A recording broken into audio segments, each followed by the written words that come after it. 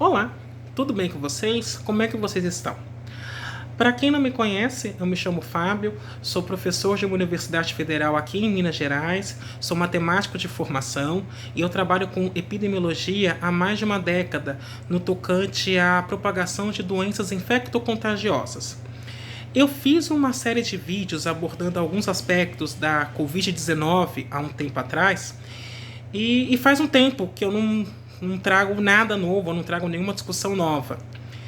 Só que, ultimamente, eu andei escutando uma declaração que anda reverberando aos quatro cantos do país e eu resolvi, hoje, falar com vocês um pouquinho a respeito de como é que se chega a esse tipo de declaração.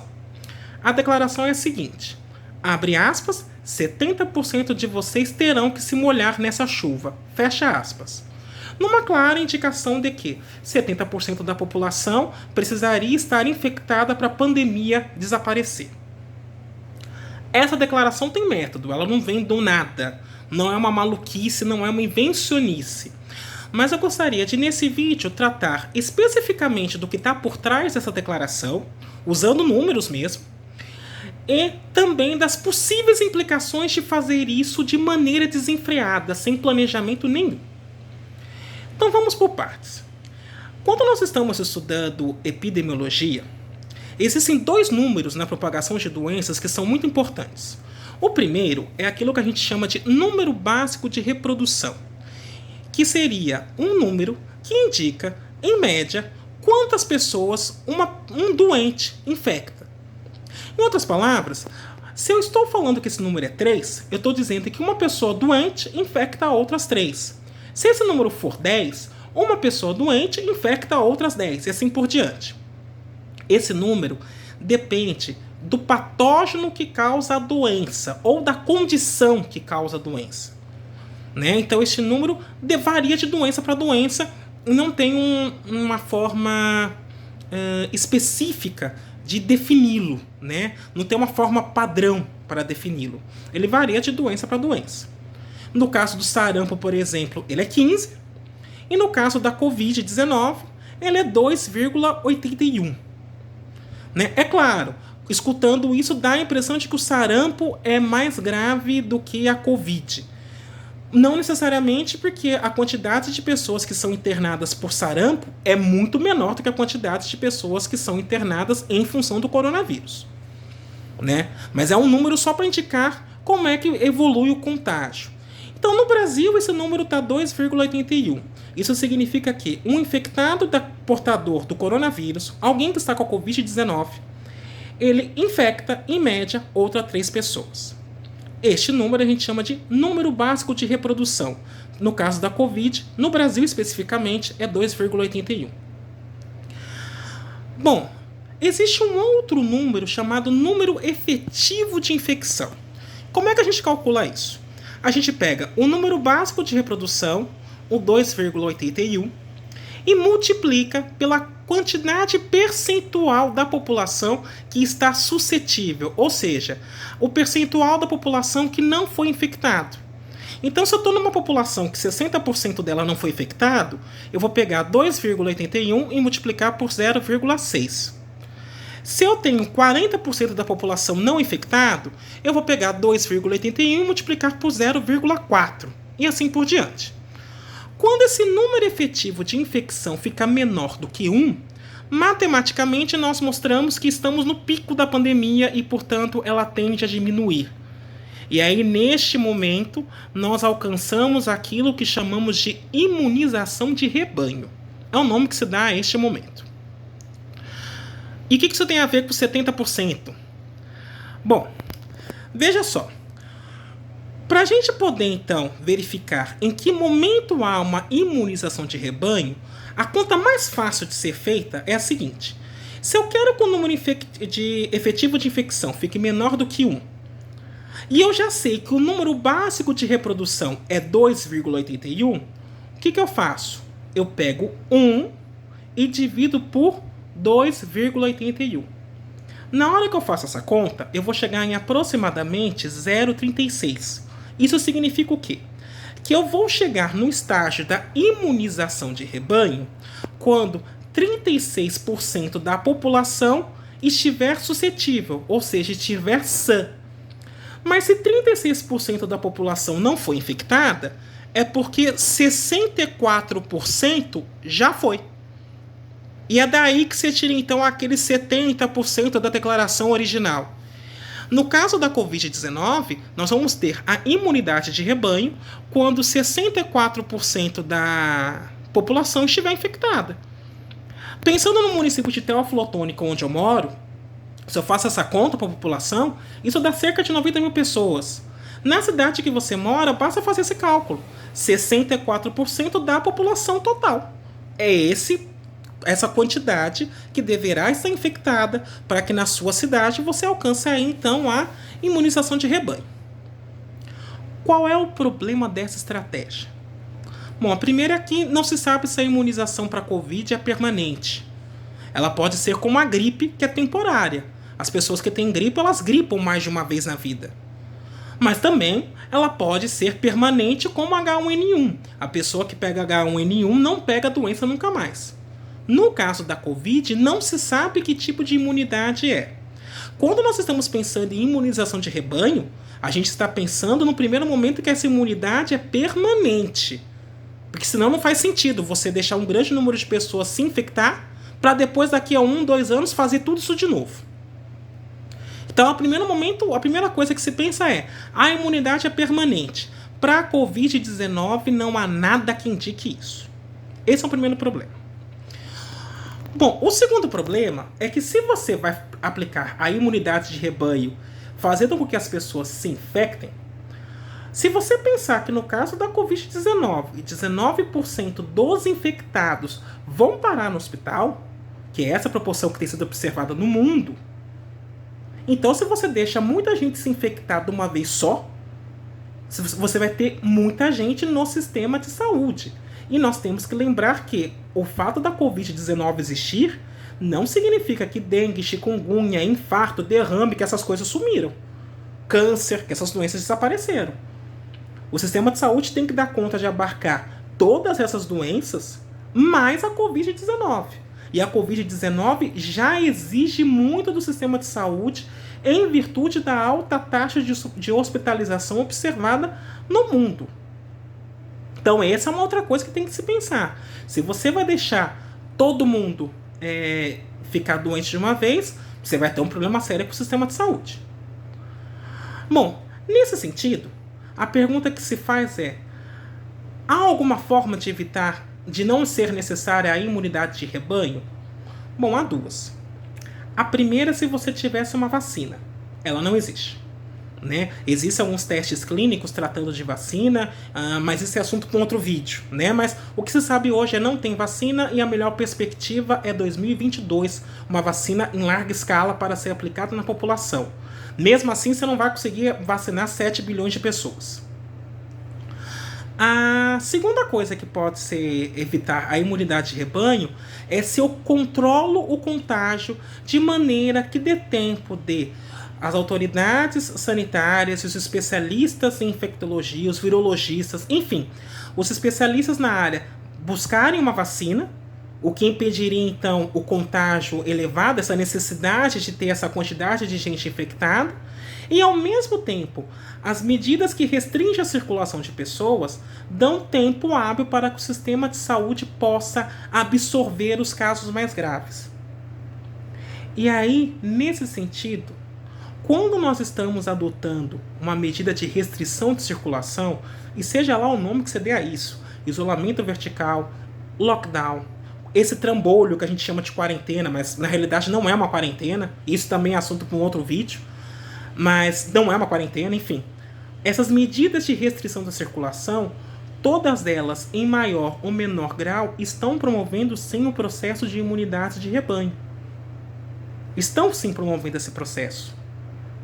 Só que você pode ter um grande número de infectados chegando à rede de saúde de uma vez só, ou você pode ter um número menor de infectados, de maneira que essas pessoas possam ser atendidas de maneira digna, sem colocar em risco o sistema todo de saúde.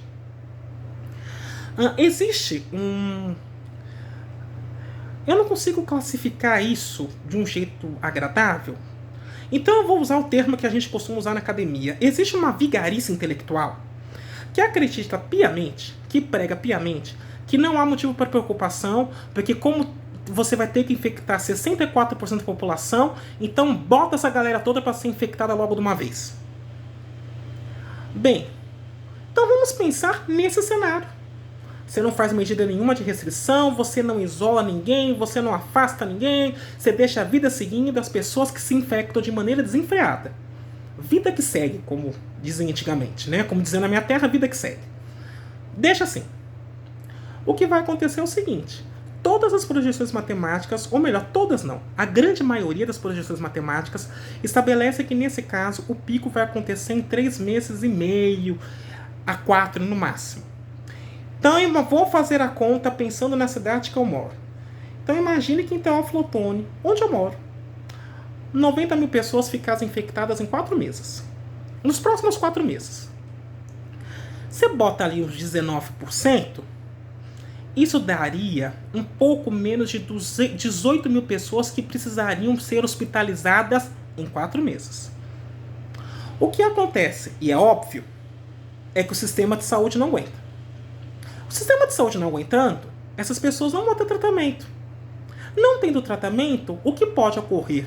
E sim, isso a gente viu que já ocorreu em outros locais do mundo, é que as pessoas começam a morrer na porta do hospital, morrem em casa e morrem em grande quantidade. Morrendo em grande quantidade, você tem um outro tipo de colapso além do da saúde. O da saúde no momento que você já não consegue atender mais as pessoas. Se elas começam a morrer em casa em grande quantidade, você tem um outro tipo de colapso, chamado colapso funerário. E aí você não consegue enterrar as pessoas decentemente. Ou então você começa a abrir valas comuns, às pressas, a exemplo do que a gente viu no Amazonas. Nesse cenário, então imagine o seguinte: a população chegou no hospital, não tem atendimento, vê seus entes queridos morrendo em casa ou nas ruas, sem atendimento nenhum. E as pessoas estão vendo isso acontecer. Alguém aí acredita que a população vai assistir a isso de maneira passiva, falando, é isso mesmo, então beleza, que morram? Alguém aí acredita nisso? Alguém bota fé que isso vai acontecer? Muito provavelmente, o que vai acontecer é aquilo que a gente viu em Belém, no último dia 29 de abril. Só para rememorar, em 29 de abril, em Belém, um pronto-socorro de um hospital público decidiu que só ia atender as vítimas de Covid-19 e não ia atender as demais enfermidades que chegassem lá. O resultado? As pessoas quase derrubaram o portão do hospital para invadir. Foi isso que aconteceu. E veja, não era nem o caso das pessoas estarem morrendo nas ruas ou morrendo em casa. Era que elas não tinham atendimento. As pessoas ameaçaram derrubar o portão. Imagine este cenário replicando no país inteiro. Imagine a revolta das pessoas acontecendo no país inteiro. Em quanto tempo as pessoas que verão essa calamidade e que viverão lá, em quanto tempo vai demorar para que essas pessoas, ao invés de atacar o hospital, resolvam atacar prédio público, banco, loja? Para quem não se lembra de que isso pode acontecer, em 2013 as pessoas subiram inclusive no teto do Congresso Nacional em Brasília. Só em quanto tempo vocês acham que demoraria para que nós tivéssemos uma versão de 2013 mais violenta? Porque agora as pessoas estão morrendo mesmo. Estariam morrendo na porta do hospital. Em quanto tempo vocês acham que a gente chegaria nesse cenário? E aí a gente teria uma baderna generalizada, fora do controle. A pergunta que eu faço sempre quando eu imagino nesse cenário, que é o pior cenário possível, é: esse tipo de caos interessa a quem? Quem que lucra com isso? Quem que ganha com isso no final das contas? Mas essa pergunta aí eu não vou responder não. Vocês aí tirem as próprias conclusões. O que eu quero apontar é: o pior cenário, sem medida de restrição nenhuma, é este. As pessoas começam a morrer de maneira desenfreada, elas vão para casa, morrem em casa, não tem nem como enterrar direito. O Equador, que aqui do lado deu um exemplo disso, o Amazonas está passando por isso, Belém já tem gente pagando uma fortuna para voar para São Paulo atrás de UTI. O Rio e São Paulo já estão falando, o Rio já tem fila de espera para UTI. Então é isso que pode acontecer. Ah, Fábio, mas se já está acontecendo isso, então quer dizer que o isolamento social não funciona. Aí o que eu vou lhe dizer é, a gente só não está numa situação pior justamente por causa do isolamento social. Justamente porque estão se adotando medidas de restrição de circulação. É por isso que neste momento é muito importante que você contribua com essas medidas, que você de fato fique em casa. Porque quando a gente fala em restringir circulação, seja no isolamento vertical, no isolamento horizontal, no isolamento de 50%, seja lá qual tipo de isolamento que se queira, qual tipo de distanciamento se aplique, a ideia não é evitar que o contágio aconteça. A ideia é permitir que as pessoas que sejam infectadas possam ser atendidas dignamente, que elas tenham uma chance de sobreviver nos casos mais graves, sem prejudicar o sistema de saúde como um todo.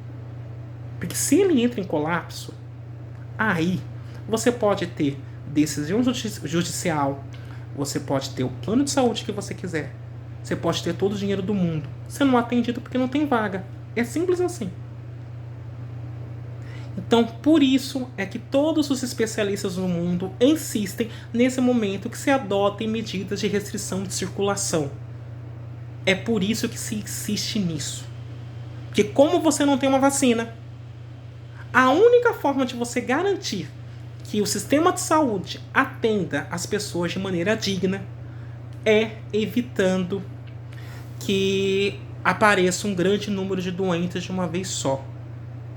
Então, quando se fala em distanciamento social seletivo, em distanciamento social, é disso que se trata, em fazer o processo de imunização de rebanho, mas de maneira que as pessoas sejam atendidas dignamente e que elas tenham chances de sobreviver. Por isso que todo especialista diz, fique em casa. Tá? Não dá pinta para o coronavírus, não dá pinta para a Covid. Não seja você a pessoa que vai se expor ao vírus e pegar de maneira qualquer. Até porque, e isso também é assunto para outro vídeo, porque senão isso aqui fica muito longo, a pessoa que pega Covid, ela não precisa necessariamente ter um problema respiratório. Já tem pesquisa que mostra que tem gente que teve derrame com Covid, que teve problema no coração, infartou por causa do coronavírus, problema renal por causa do coronavírus, de fígado, de estômago. É uma grande roleta russa. E sim, tem uma grande maioria que vai ter sintoma de gripe leve. O problema é que eu posso ter sintoma de gripe leve, mas as pessoas que estão ao meu redor, ninguém garante que isso vai acontecer com elas. Então é por isso que se insiste nessas medidas. Sim, nós estamos fazendo a imunização de rebanho controlada, em maior ou menor grau, mas mesmo assim não se pode relaxar, porque se deixar desenfreado, a gente vai ter o pior cenário, que só não é pior no país hoje, porque as medidas de restrição já estão sendo tomadas. Se elas não tivessem sido tomadas a tempo, nós já estaríamos vendo cadáver na rua há muito tempo. Então é isso. Um abraço a todos. Se cuidem, se previnam e até a próxima.